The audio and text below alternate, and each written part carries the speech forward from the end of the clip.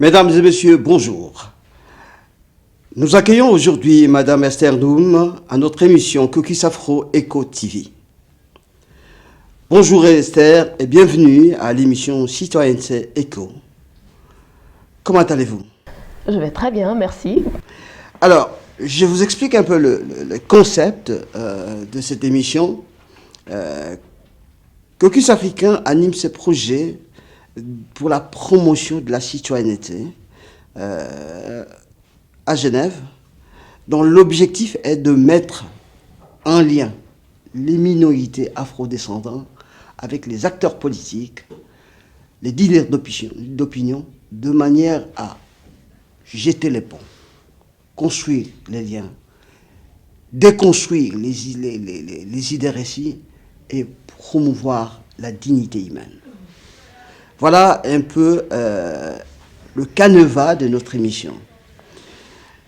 Et puisqu'aujourd'hui nous avons ce plaisir de vous accueillir, je ne peux pas manquer de vous donner cette opportunité de nous parler de vous. Si vous pouvez vous représenter. Oui, bien sûr, avec plaisir. Alors, Esther Noum, je suis actuellement conseillère municipale à la commune de Meyrin, comme vous le savez aussi, et membre du parti écologiste, Les Verts et Vertes de Genève. Et je suis aussi membre du collectif féministe Genevois, du collectif féministe de ma commune. Donc voilà, ça fait pas mal de féminisme dans mon parcours. Je dois dire que c'est peut-être ma lutte essentielle, on va dire. Et j'ai rejoint récemment aussi le comité du Centre Écoute contre le racisme, auquel j'ai été invitée. Donc je l'ai rejoint avec beaucoup de joie. Et je suis par ailleurs membre du... Comment je peux dire ça, peut-être du conseil du Lab, voilà, on va dire. Et le Lab, c'est ce laboratoire d'idées qu'a créé l'Église protestante de Genève à destination des jeunes, on va dire, pour les garder un peu au sein de l'Église. Beaucoup d'engagement quand même. Beaucoup d'engagement. Je pense qu'on ne s'est pas trompé de tomber sur une personne qui traverse beaucoup de participation, beaucoup d'engagement militant et qui pourra effectivement nous exprimer le sens de l'engagement dans la cité. À travers cette présentation, c'est lance un peu, c'est décrit la participation à plusieurs actions militantes. On parlera du mouvement MeToo tout à l'heure, entre parenthèses. D'accord. Que signifie pour vous un engagement citoyen? C'est la première question. Et donc, comment de là, de l'engagement citoyen, on passe à l'engagement politique? Spécialement pour ce qui est de votre perception et de votre expérience. C'est une très bonne question, Didier, parce que j'ai envie de dire comme ça, a priori, de prime abord, que l'engagement, pour moi, c'est juste vivre, en fait. Vivre, c'est s'engager. Mais même déjà, juste l'acte de respirer, d'être là, hein, de faire partie de cette société, c'est aussi un engagement. Mais maintenant, qu'est-ce qu'on fait de cette vie-là? J'ai une, on va dire, écrivaine, voilà, que j'aime beaucoup, Christiane Singer, qui disait la vie qui est en toi peut faire la différence. Et moi, je crois que c'est la phrase qui me porte, en fait, de me dire que la vie que je porte peut faire une différence dans le monde. Et cette vie-là, je choisis peut-être la manière dont je veux la mener, étant donné que j'arrive dans une société qui m'attendait, hein, avec déjà, en me donnant ce cadre-là d'être femme, maintenant dans une société qui me donne ce cadre d'être noire. Vous parliez tout à l'heure d'afrodescendants. J'arrive dans un monde où je trouve un peu des dispositions comme ça, qui sont faites, qui m'attendent. Comment je les habite, hein?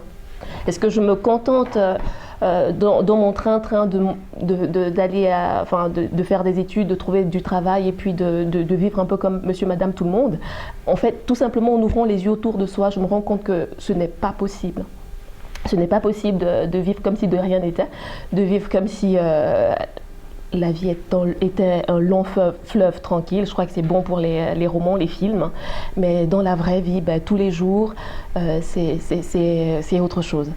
Donc, le premier engagement dans lequel je me suis lancée comme ça, ben, c'est l'engagement féministe. Et puis, je dois dire qu'il est arrivé un peu grâce aux études, aux études genre. Et ces études-là, ben, c'est vrai que je les faisais un peu dans la perspective d'un doctorat, vous me demandiez tout à l'heure.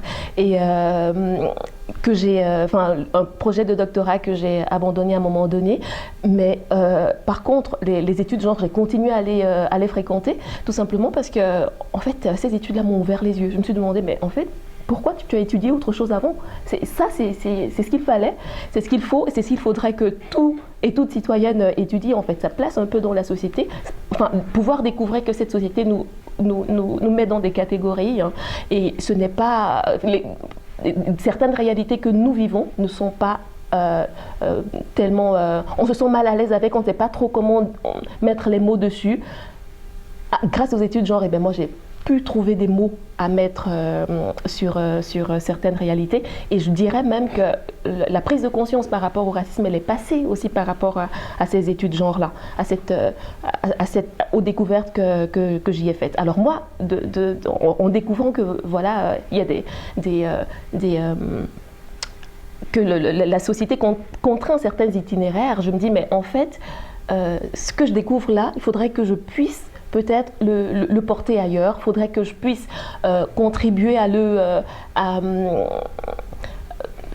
faire en sorte que voilà, ces connaissances-là modèlent peut-être nos lois, modèlent nos institutions. Voilà comment l'idée me vient d'intégrer le parti écologiste, par exemple. Et puis dans ce parti écologiste-là, il y avait ce groupe, il y a toujours ce groupe de travail égalité. Je me dis, mais en fait, c'est ma place. C'est là où je peux mettre à profit ce que j'apprends aux études genre. Donc j'intègre le parti avec l'idée de contribuer vraiment fortement au GT égalité et sachant que à travers ce groupe de travail, eh bien, on fait des propositions sur le programme de législature. Je me dis, ben voilà, une manière très concrète. L'opportunité voilà, de participer concrètement tout à fait. À l'évolution du changement politique, de l'engagement. Au niveau de la société. Eh bien, donner du sens à sa vie, à la vie tout court, à travers l'engagement, n'est pas être simple observatrice. Absolument pas. Mais actrice. Pour ceux qui nous écoutent, je pense que vous avez touché à quelque chose de fondamental. Et vous savez bien combien je suis sensible à ces sujets de l'égalité. Je sais simplement, de par la pratique, que quand on est au feu de l'action, les choses ne sont pas faciles. Et vous avez triple casquette à travers lequel vous avez décliné un peu votre engagement dans le cadre de l'engagement militante. Femme, au cœur de revendication de l'égalité. Noire, minorité visible au cœur de la revendication de l'égalité. Jeune, hein? Ne vous en faites pas, c'est une réalité aussi par rapport aux tierces. Ce qui m'amène à une question qui mérite forcément cette double vie, chercheuse et engagée politique. Aujourd'hui, c'est dommage. Moi, je suis défenseur de l'égalité hommes et femmes. Malheureusement, je suis défenseur de la promotion de la dignité humaine, au nom duquel cette égalité. Et en tant que vert, la promotion de LGTB, c'est une cause valable et qu'il faut défendre. Simplement un souci. Lorsque vous défendez ces valeurs qui sont cardinales, simplement le droit humain le plus élémentaire, et qu'on vous dit en tant que minorité visible, vous faites de la victimisation. Comment vous vous sentez et que répondez-vous? Alors, je crois que c'est très facile quand on est de l'autre côté de la barrière, de la barrière de la discrimination, de trouver que les autres font de la victimisation. Je crois qu'il faut que les personnes qu'ils pensent, par exemple, puissent se mettre dans notre peau, dans ma peau, hein, dans la vôtre, dans toutes les peaux non blanches, et voient ce que cela signifie. Je crois qu'il y a d'ailleurs une émission hein, qui...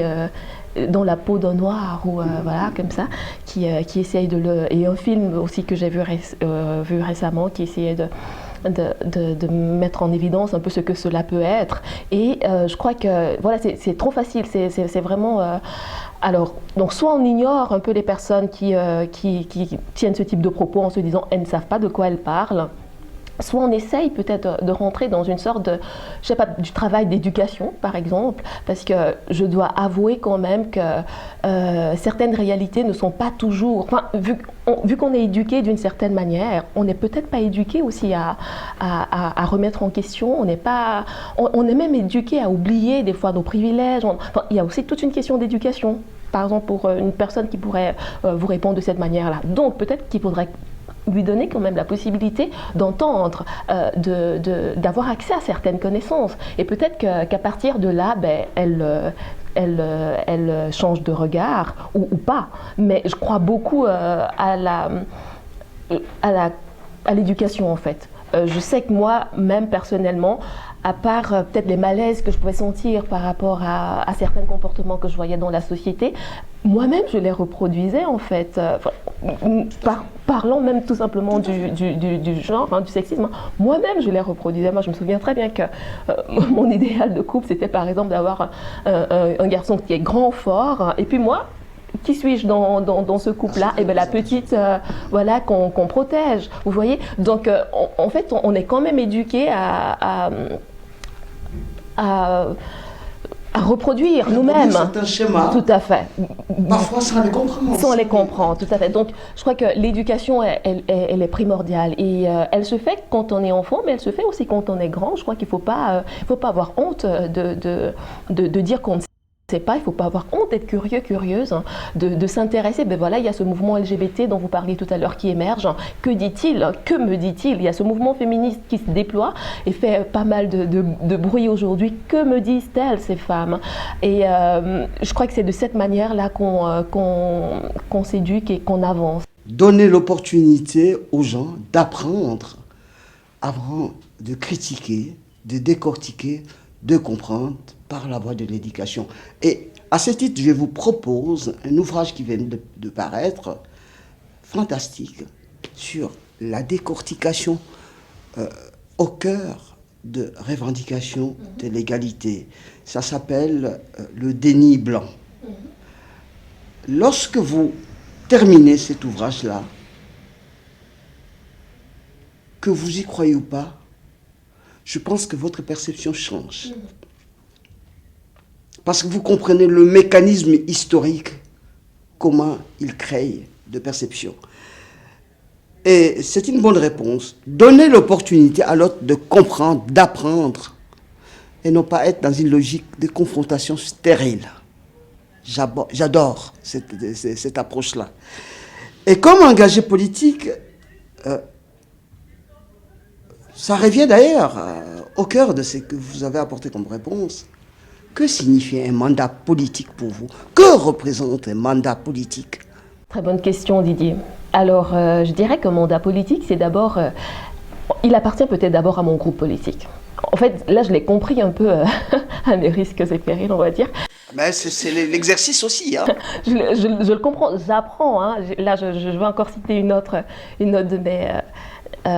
une autre femme que j'admire, qui est Gabrielle Nanchen, que j'ai eu le plaisir de connaître un peu mieux récemment, en l'invitant ici à Genève. Gabrielle Nanchen fait partie de ces 11 élues, les premières femmes à avoir été élues en Suisse, sous la coupole fédérale. Et puis, c'est elle qui disait dans une de ses entrevues, alors à l'époque, hein, toute jeune, 28 ans et tout, qui disait qu'elle débarquait dans ce monde-là et qu'elle avait encore à apprendre le métier de parlementaire qu'elle ne le connaissait pas. Je pense que c'est un peu la même humilité que je devrais avoir en fait, à laquelle je suis un peu contrainte maintenant, de me dire que le travail de conseillère municipale, je ne le connaissais pas. Je l'apprends. Et ce faisant, j'apprends que le mandat, c'est d'abord quand même le mandat qui a été donné un peu à mon parti politique, parce que c'est pas à travers lui que je suis élue.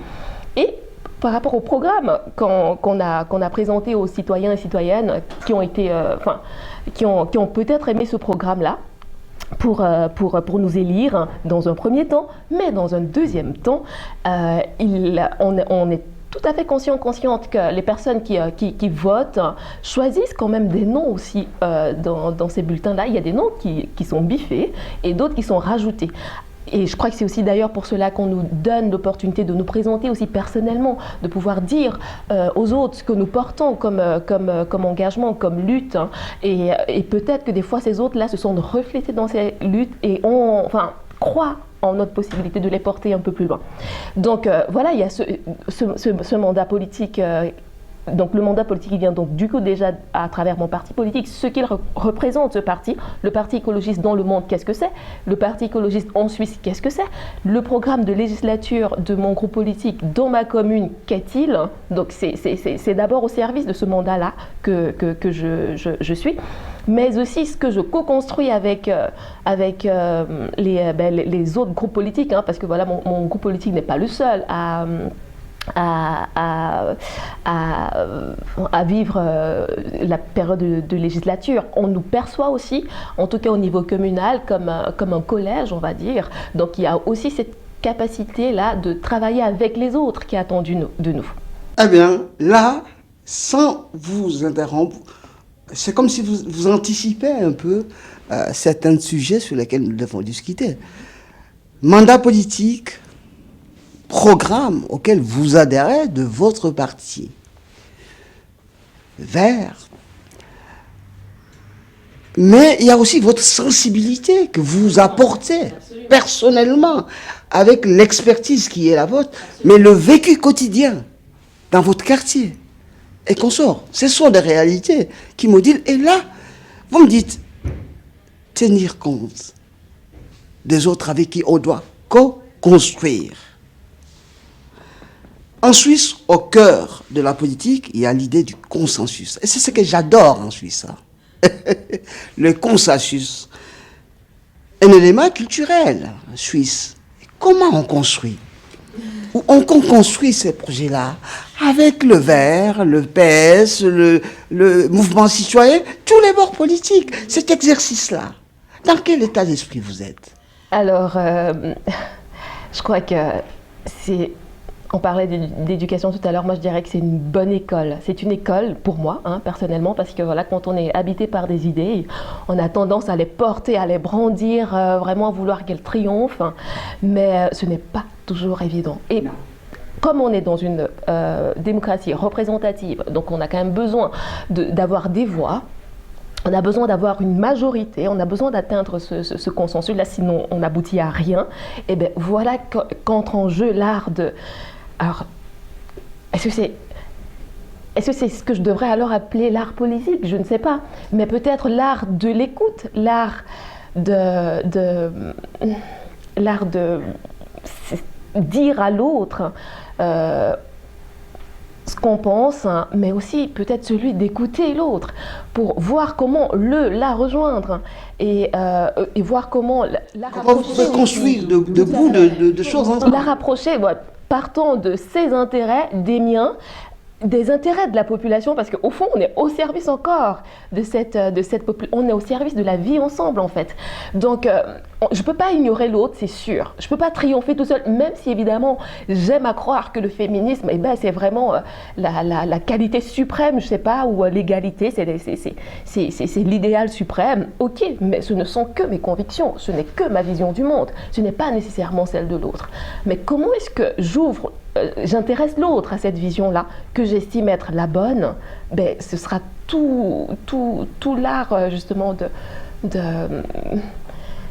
d'approcher l'autre et de parler à l'autre. Un bel apprentissage, lorsqu'on a expérimenté ça, c'est de passer son petit ego, considérer l'autre comme étant un égal avec qui je dois traiter Allié, impérativement. absolument. Et l'allié. Je ne peux pas l'écraser. Non. Je ne peux pas disparaître, même si, voilà, ce serait trop facile d'ailleurs. Écoute, vous savez, j'ai un grand plaisir de faire cette émission avec vous aujourd'hui. Je ne m'y attendais pas, mais je pressentais un peu.